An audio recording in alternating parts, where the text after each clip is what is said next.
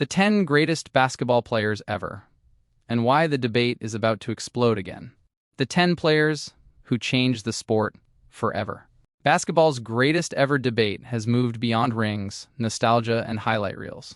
The modern argument now has to include peak dominance, playoff value, longevity, era, pace, rule changes, three-point volume, defensive context, and the brutal question of whether a player's greatness would survive if he were dropped into another generation. That is why this ranking does not simply reward the loudest legacy. It weighs championships, MVPs, finals dominance, advanced metrics, career value, postseason performance, two-way impact, and historical portability. It also adjusts for realities that raw numbers hide. Wilt Chamberlain played in a faster, smaller league. Bill Russell played before modern defensive tracking. Michael Jordan played before today's spacing. Stephen Curry helped create the three-point age, and LeBron James built the longest elite prime the sport has ever seen. Why? The method matters. The fairest, all-time ranking needs more than one measurement. Rings matter, but they cannot be the whole argument. Raw statistics matter, but they can be inflated by pace, usage, season length, league size, and tactical environment. Advanced metrics matter, but many of them do not cover the earliest NBA eras properly. The ranking used 5 main lenses. Peak dominance carried the most weight, because the greatest players must be capable of bending a title race at their best. Playoff value came next, because basketball greatness is ultimately judged when opponents can scheme for a player across a series. Longevity mattered heavily, but not enough to let accumulation beat true dominance by itself. Era adjustment was essential, because a 1960s rebound total, a 1990s scoring title, and a 2020s efficiency season do not mean the same thing. Finally, portability and influence mattered, because some players did not just win inside basketball history, they changed the shape of it. That produces a top 10 with painful omissions. Kobe Bryant, Hakeem Olajuwon, Oscar Robertson, Kevin Durant, Kevin Garnett, Jerry West, Moses Malone, Nikola Jokic, and Giannis Antetokounmpo all have credible cases. But once peak, rings, longevity, playoff value, and era translation are stacked together, the final list becomes brutally narrow. D set. Stephen Curry. Stephen Curry starts the list because his influence is too large to leave outside it. He did not merely become the greatest shooter ever. He changed the geometry of basketball, stretched defenses beyond their old limits, and helped turn the three-point shot from a specialist weapon into the center of modern offense. His resume is already historic. 4 championships, 2 MVPs, 1 Finals MVP, and the all-time three-point record. His career efficiency is absurd for a guard who has taken so many difficult shots, and his off-ball movement makes him more than a normal high-usage superstar. Defenses chase him 30 feet from the basket because his presence alone distorts the court. Curry is not higher because this list still rewards total two-way control. He was never the defensive anchor that Tim Duncan was, never the interior force Shaquille O'Neal was, and never the all-court playoff controller that LeBron James or Michael Jordan became. But no honest ranking can ignore the fact that modern basketball increasingly looks like a game Curry unlocked. 9. Shaquille O'Neal. Shaquille O'Neal's peak may be the most physically overwhelming peak in basketball history. From 2000 to 2002, he turned the NBA Finals into a mismatch exercise. Opponents could front him, foul him, double him, rotate behind him, or hope the officials swallowed the whistle. None of it really solved the problem. Shaq's case rests on dominance rather than elegance. He won 4 championships, 3 Finals MVPs, and 1 regular season MVP, while producing one of the most destructive playoff runs the league has seen. At his best, he did not need complicated shot creation. He was the system, the pressure point, and the punishment. He sits 9th because his total career discipline did not match the scale of his talent. His free throw weakness created late-game complications, and his conditioning limited the full length of his prime. Still, if the question is who would terrify an opponent most in a 7-game series at absolute peak, Shaq belongs near the very top. 8. Larry Bird. Larry Bird's ranking is built on one of the cleanest peaks ever. He won 3 straight MVPs, 3 championships, and 2 finals MVPs in an era packed with elite teams and physical playoff basketball. His career averages of scoring, rebounding, and passing only partly explain him because Bird's true value came from how quickly he solved the game. Bird was a shooter before the league fully understood the value of shooting. He was a forward who passed like a point guard, rebounded like a power player, and manipulated defenders with tempo, angles, and nerve. In today's spacing era, his offensive value would almost certainly scale upward. He would shoot more threes, operate with more room, and punish switches constantly. The only reason Bird does not rise higher is longevity. His back shortened the elite run. That matters in a ranking, where LeBron James, Kareem Abdul-Jabbar, and Tim Duncan built 2-decade cases. But for peak skill, basketball intelligence, and playoff nerve, Bird remains one of the most portable players in history. 7. Tim Duncan. Tim Duncan is the quiet giant of the debate. He rarely appears in the most emotional greatest ever arguments because his game did not depend on spectacle. Yet his resume is almost impossible to attack. 5 championships, 3 finals MVPs, 2 regular season MVPs, 15 All-NBA selections, and 15 All-Defensive selections. Duncan's greatness was structural.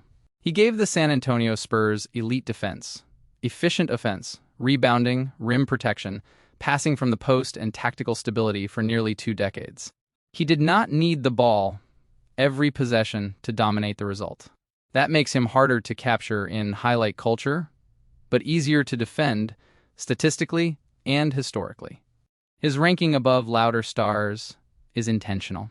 Duncan was not more glamorous than Kobe Bryant, nor more culturally powerful than Curry, nor more terrifying at peak than Shaq. But he gave a franchise championship-level certainty for longer than almost anyone. He was the foundation, and foundations usually outlast fireworks. 6. Wilt Chamberlain. Wilt Chamberlain is the most statistically impossible player on the list. His raw numbers look fictional: huge scoring, massive rebounding, extreme minutes, and records that still feel untouchable. The 100-point game remains the most famous single-game scoring achievement in NBA history, and his 50-point-per-game season still sits outside normal sporting comparison. The problem is not whether Wilt was great. He obviously was. The problem is how to translate his greatness. He played in a faster era with more missed shots, more rebound chances, fewer teams, and a very different tactical environment. A straight reading of the box score would push him toward number 1, but era correction has to pull him back. Even after the adjustment, Wilt remains 6th. That is the point. His numbers are inflated by context, but not invented by context. He was a historic athlete, a historic scorer, a historic rebounder, and a player so dominant that the sport repeatedly had to reconsider what was fair around the basket. 5. Magic Johnson. Magic Johnson is the greatest offensive organizer basketball has produced. He won 5 championships, 3 MVPs, and 3 finals MVPs, while turning the Los Angeles Lakers into the defining glamour dynasty of the 1980s. His genius was not only passing, it was tempo control, matchup control, and emotional control. Magic played before the modern spread pick-and-roll era, which makes his passing numbers even more impressive. He did not operate every possession with 4 shooters spaced around him in the way a modern heliocentric star might. He created advantage through transition, post entries, touch passing, size mismatches, and instant recognition. He made the game faster without making it careless. His limitations keep him outside the top 4. He was not an elite defender in the Jordan, Russell, Duncan, or LeBron category, and his career was shortened before it could reach the longest longevity tier. But when measuring who most directly turned offensive talent into championships, Magic still stands almost alone. 4. Bill Russell. Bill Russell's case is simple and complicated at the same time. Simple, because 11 championships are impossible to ignore. Complicated, because much of his greatest value came before the sport tracked the defensive numbers that would best explain him. Russell was not a scoring champion and was not built like a modern offensive hub. His greatness came through defense, rebounding, outlet passing, leadership, and the ability to shape every possession near the rim. He turned block shots into transition, fear into hesitation, and team defense into a dynasty. If modern tracking had existed in his era, his defensive value would probably look even more extreme. The ERA adjustment matters. Russell played in a smaller league and won titles in a structure with fewer playoff rounds than today's NBA. But winning 11 championships is not an accident of format.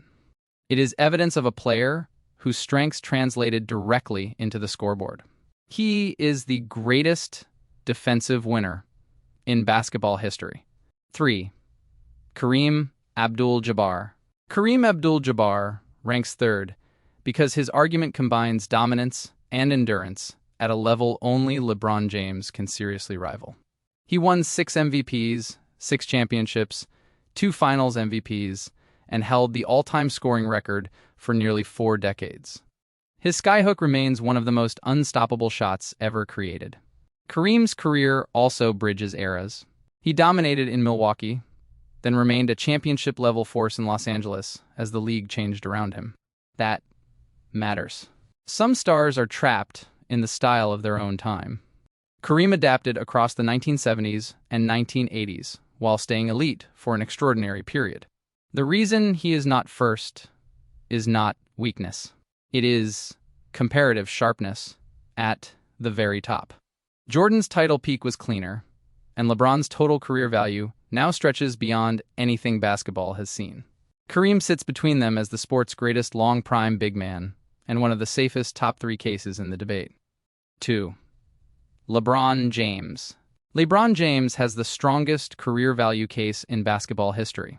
He is the all-time scoring leader, one of the greatest playoff performers ever, a 4-time champion, a 4-time MVP, and a finals MVP, with 3 different franchises. He has played through multiple tactical eras and remained elite across them. What separates LeBron from almost every other legend is duration at the highest level. Most players have a prime. LeBron has had chapters.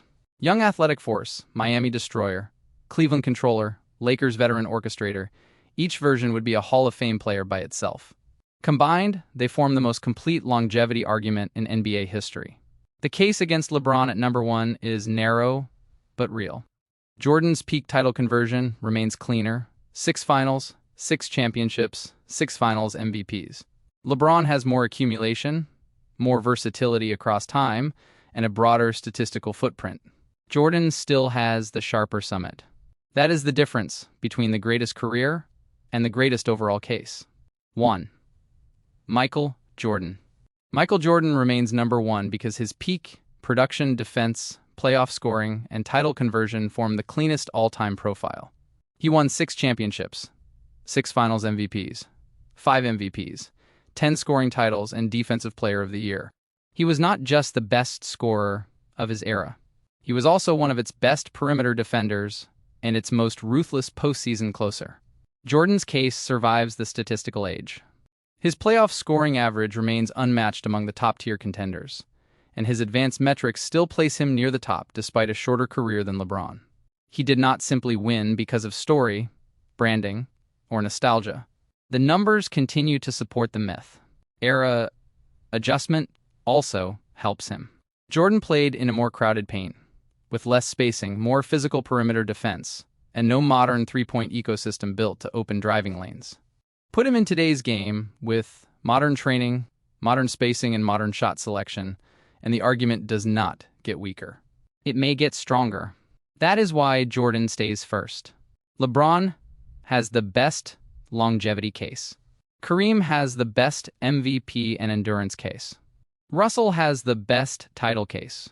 Wilt has the most extreme raw stat case. Curry has the biggest modern influence case. But Jordan combines peak dominance, playoff certainty, two-way force, individual awards, and perfect finals conversion better than anyone else. Honorable mentions who just missed the top 10. Kobe Bryant. The most painful omission because his resume is enormous. 5 championships, 2 finals MVPs, 1 regular season MVP, elite scoring, long-term defensive honors, and one of the strongest cultural legacies in basketball history all place him close to the top 10. The reason he misses is not greatness. It is ranking pressure. Shaquille O'Neal was the more dominant force during the Lakers' first three-peat, and Kobe's efficiency and advanced impact profile sit slightly below the players who made the final list. Hakeem Olajuwon also has a serious case. His 1994 and 1995 title runs were masterpieces of two-way dominance, and he remains one of the greatest defensive players ever.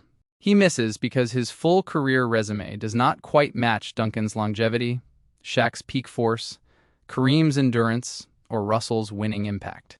At his absolute best, though, Hakeem could credibly challenge almost anyone on this list in a playoff series. Oscar Robertson. He deserves mention because he changed the statistical expectations for guards.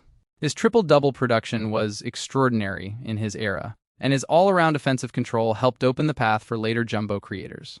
He misses because the top 10 is overloaded with players who either won more as the central figure, defended at a higher level, or carried longer championship-level primes. Kevin Durant is one of the most complete scorers ever. His size, shooting, handle, and playoff shot-making make him one of the most portable offensive players in basketball history. The reason he misses is that his greatest team success came inside a Golden State structure already built around Stephen Curry, Draymond Green, and Klay Thompson. Durant's talent is top 10 level, but his independent legacy case is slightly thinner than the names above him. Kevin Garnett, another brutal cut. His defensive range, passing, rebounding, intensity, and advanced impact make him one of the best power forwards ever. He misses because team context limited his early career, and his championship resume is lighter than Duncan's. The gap between Duncan and Garnett is not talent alone. It is the combination of titles, stability, role clarity, and postseason proof. Jerry West, Moses Malone, Julius Erving, Dirk Nowitzki, Dwayne Wade, David Robinson, and Charles Barkley all have serious historical claims. Each dominated his own lane, but each falls short somewhere. Rings, longevity, playoff centrality, two-way value, efficiency, era translation, or absolute peak compared with the final 10. That does not shrink their greatness. It shows how savage the top 10 cut becomes. The active names are the most dangerous. Nikola Jokic already owns one of the greatest offensive profiles ever and could force his way into the top 10 with more championships. Giannis Antetokounmpo has the two-way peak to climb higher if he adds another title. Luka Doncic has the offensive burden and playoff shot-making to build a monster case. Victor Wembanyama is the wild card because his defensive ceiling and offensive skill set could create a player type the sport has never properly ranked before. Why the debate is about to change again. This ranking will not stay frozen. Nikola Jokic already has the advanced metric profile of an all-time great, with historic efficiency, passing, and offensive control from the center position. Giannis Antetokounmpo has a two-way peak strong enough to force his way higher with more championships. Luka Doncic has the offensive production and playoff shot-making to build a top-tier case if team success follows. Victor Wembanyama is the wild card because his defensive ceiling and offensive skill set could create a type of player the league has never had before. Rule changes could also change how future greatness is measured. The NBA is already testing a one free throw format in Summer League, where one shot can be worth 1, 2, or 3 points depending on the foul situation. It is also testing a connected basketball with embedded sensor technology. Those experiments may look small, but every rule change alters pace, rhythm, efficiency, foul strategy, and statistical comparison. The three-point debate is even bigger. Curry made the long ball beautiful, but the league now has to ask whether the shot profile has become too uniform. If future rules move the line, alter the corner three, change freedom of movement enforcement, or adjust foul incentives, the next generation's numbers will sit inside a different sport from Jordan's, Russell's, or Wilt's. That is the deeper truth behind the GOAT debate. Basketball legacy is never just what happened. Is what people later decide mattered most. Rings rise and fall in value. Advanced metrics grow more powerful. Old eras become harder to translate. New stars make old assumptions look fragile. For now, Jordan still owns the summit. But the mountain is moving.